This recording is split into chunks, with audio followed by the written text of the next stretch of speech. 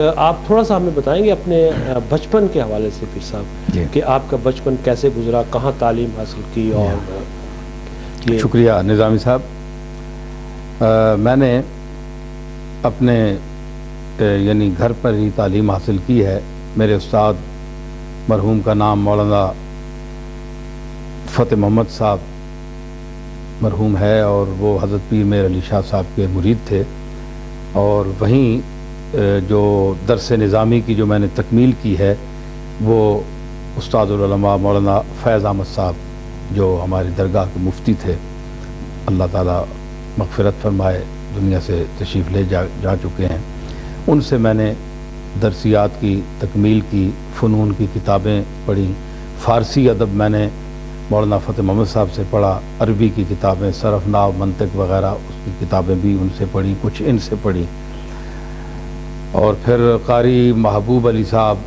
لکھنوی رحمۃ اللہ علیہ سے میں نے فن قرأت بھی پڑھا، قرأت بھی ان سے سیکھی۔ تو اس طرح میری فاضل فارسی کا میں نے 14 سال کی عمر میں امتحان دیا، اس وقت میری 14 سال عمر تھی۔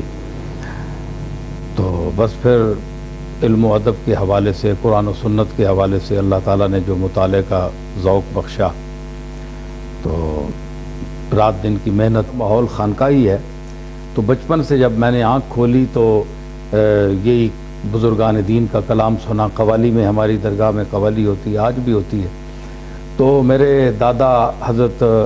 غلام محی الدین المعروف حضرت بابو جی رحمۃ اللہ علیہ، انہوں نے میری تعلیم پر پوری توجہ دی، عربی اور فارسی کا بالخصوص مجھے علم دیا، دلوایا، اور خوب نگرانی فرمائی۔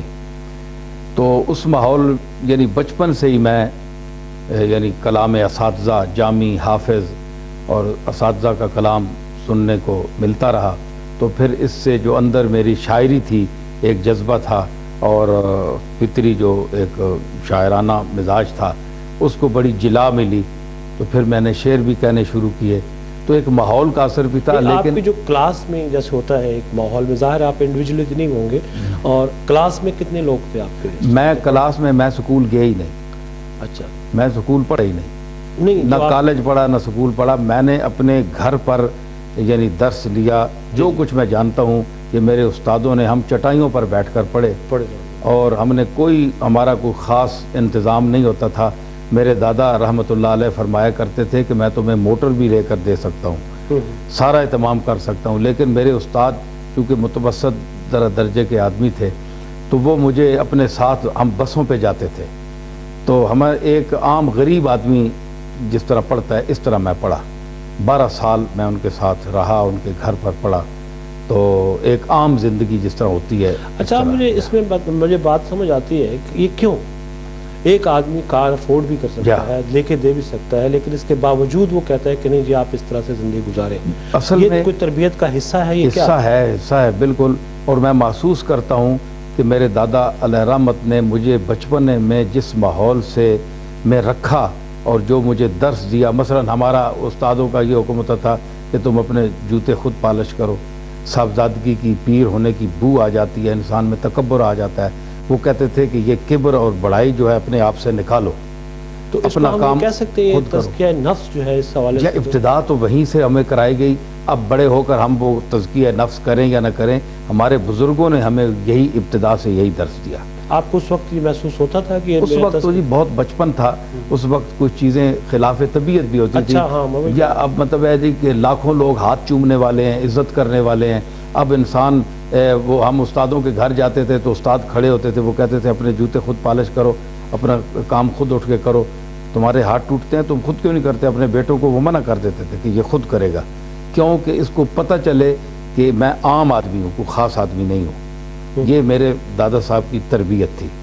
تو اس لیے کہ جو عجب، نخوت، خود پسندی اور کبر جو آ جاتا ہے، کیونکہ 2-4 آدمی ملنے والے ہوں تو وہ بھی انسان جو ہے وہ بھی زمین پر پاؤں نہیں رکھتا، تو جس کو لاکھوں لوگ ملیں، پھر ہاتھ بھی چومیں، پھر عزت کریں، اتنی تکریم کریں، تو